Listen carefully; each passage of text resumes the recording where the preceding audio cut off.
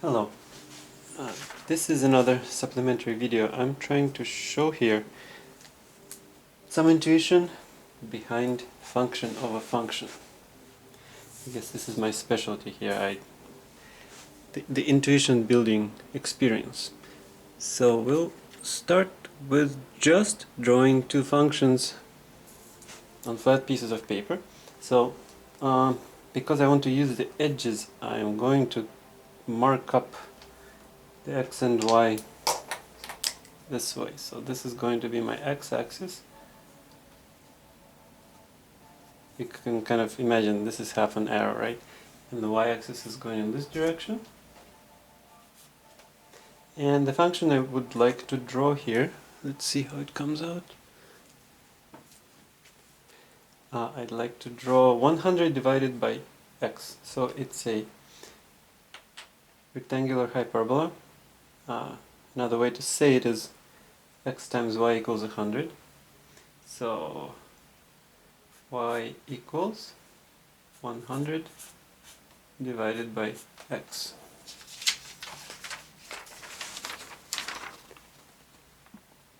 Alright, so very easy to do if you think about it as xy equals 100.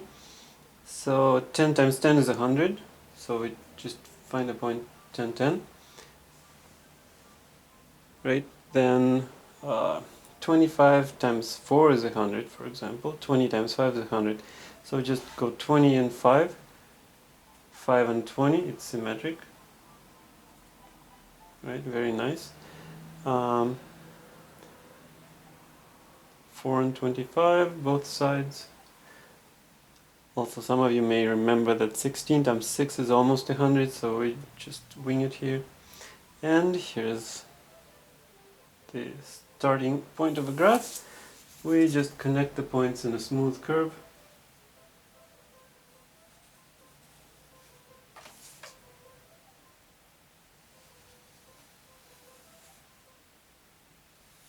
And this is the hyperbola. So I'm periodically checking if you can see it. The hyperbola, y equals 100 over x. Now I'll just draw a whole other function. Different one. The second function is going to be x divided by 5 squared. X divided by 5 squared. So it's like x squared, except that the result is divided by 25, right? You can take the 5 out of the parentheses, but it's actually kind of convenient because so you put a 5 there, you get 1. 1 squared is 1. To get 2 you need to put 10, right? 2 squared is 4, so 10 squared.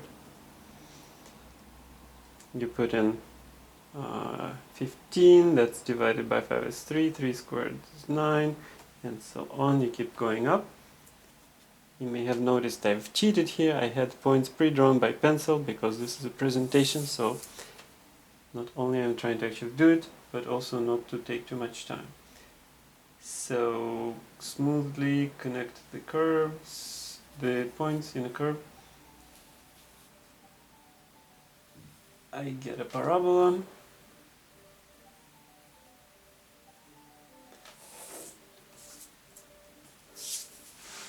Okay, so I have two functions. Now I'd like to do a function composition of these two. So the reason I'm bringing this whole thing up is that once the function is drawn, it's very easy to look at it as input and output, because the way it works is your input is on the x-axis. You basically point from it to the curve, and the curve gives you the output on the y-axis, right? You take an input and you get from the intersection, you go to the y-axis, you get the output. So this curve is also a function, but in the sense of a process, right? this is the function written down, but what it implies is that you can put any x into it and you get something out of it, right? So it's a machine in a way, right? So this curve is a machine. I can put things in and the curve gives me things out. So the question that arises is, what's the function composition, right? And the answer is, it's still a function in the meaning that it's also this machine, right? The composition of two functions is also a machine. You put something on the input and you get something on the output. We can do the algebra and we can find out what the machine is as far as the writing of it. But I wanted to show you that graphically also it's just the same machine. And so I'm going to do this. So I'm going to put my first function down here. It's a box, right? So my first function, like I've drawn it right there. My second function, I'm going to put it so that I can compose them. So I go from the input to the output, and that arrives to the input of the second function. So that's why I'm going to put it this way, right? So that it can actually do what I'm asking it to, right? It can be an input to output machine. And so now I actually have a way to get my third thing, the third function. The composition is also a function, is what I'm trying to show, right? So I get from the input to the output of my first function. That gets me to the input of the second one, and from it I get to the output of everything. And in order to record this output, I have this device here, which is a piece of plexiglass on which I've drawn x and y. So every line here is, the increment is of 5, so 5, 10, 15, 20. And now we're going to attempt to draw the composition of these two functions. So let's do it. Let's take the point 10, right? So from the input of 10, I get to the output of my first function, which is still at 10, and that gives me a 4 here. So I'm going to mark out a 4. Okay. Let's take something down this end. So this is a I forget what it is, 25 on this axis gives me a 4. I plug in the 4, I get a 1. Okay, so I'm down here. The first point that I took was 10. For 10 I got a 4, so this is my first point, second point. Alright, let's go down to this side. So I'll stick in a 4, I get 25 here. And I come back, and here it is also 25. Alright. So I'm getting something here, right? I'm getting some sort of a function. Let's try some more points. 5, I go from this, 5. Ta-dun, ta-dun, ta-dun. Great, there's a phone call, of course. Alright.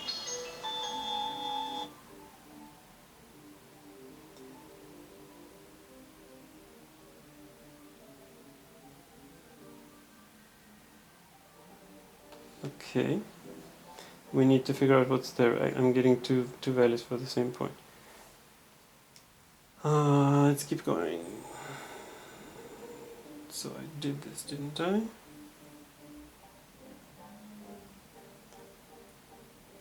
Oh, what was this? Chin,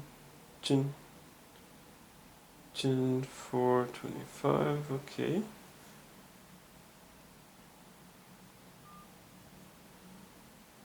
So now it's time to start connecting. I think I should get another point. Let's go from here. Here, here, here. Alright.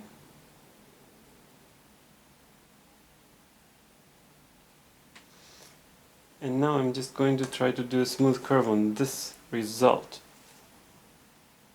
It's kind of hard to get, but I'll do my best.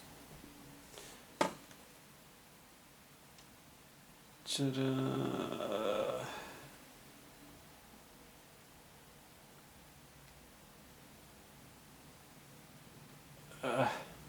It's not super smooth, but I get some kind of a function, right?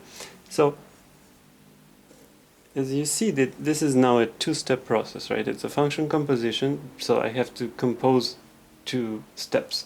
I go from x to the y of the first function, that becomes the x of the second, brings me to the y of the second function, and so I get the x from where I started, I get the y where I finished, and so I bring the y over to draw the point, right? Let me trace my steps again. X of the first function to y of it, that becomes x of the second function to y on this y-axis, right? So now I have x and y, and now I draw a point of those x and y, which is right here. So now we've been saying that function composition of two functions depends on the order. Well, let's see. These functions don't look particularly pretty, so we actually expect that the order changes things. Let's do it. While I'm doing it, you can actually do it in algebra, right? You can calculate the composition of the two functions. So here we are.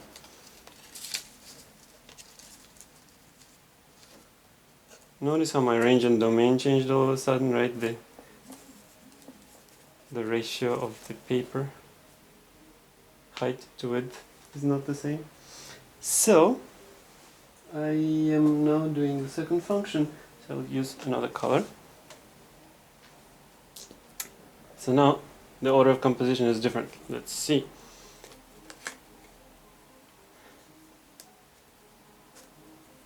First of all, by the way, at 0 I get infinity in both cases, so I'm not even gonna try it. Well, let's go from here.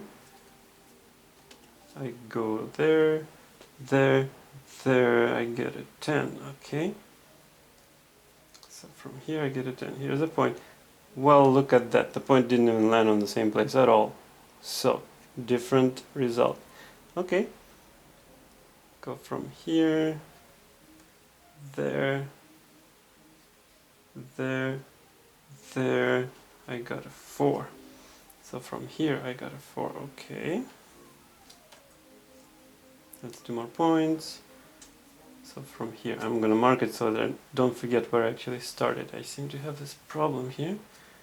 Alright, I get a 6, come back to a 6. Alright, this point here, go up to the y here, and I landed at 25. Okay, so I have enough points to start connecting them. Something like this. I'm not pretending that this is any sort of pretty, but that's the best I can do under the circumstances. So you see that the two curves I got are similar in a way, right? They both look like some kind of a hyperbola. They are different in another way, is that one of them looks like a multiplied copy of the other one. And I guess I leave it to you to prove on algebra that that's actually the case, that the functions are similar in one respect, that they're both something divided by x to some power, and different in another respect is that the multiplying factor is different. But I hope that you can see that I have here a mechanism, just like a single curve is a mechanism to put the input in and get the output. Two curves are just the same kind of a mechanism. You put an input in, and then eventually you get an output. just that you need, for an x, y of this resulting machine, you need to go into the third dimension here. But in the end, you get a 2D function, right? X and y. You get, so function composition gives you another function. That's what my main point is, right? You arrive at a function. That's it.